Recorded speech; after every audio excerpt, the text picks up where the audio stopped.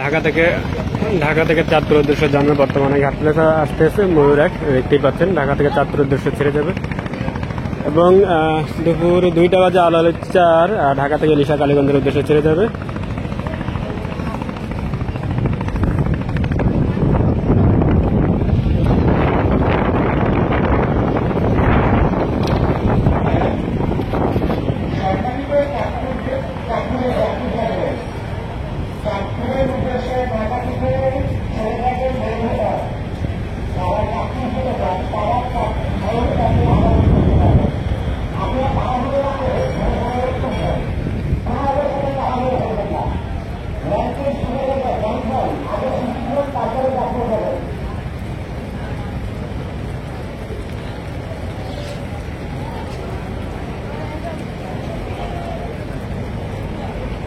দেখতেই পাচ্ছেন ঘাট প্লেসে আছে, সারা বারোটা ছেড়ে যাবে ঢাকা থেকে চাঁদপুর উদ্দেশ্যে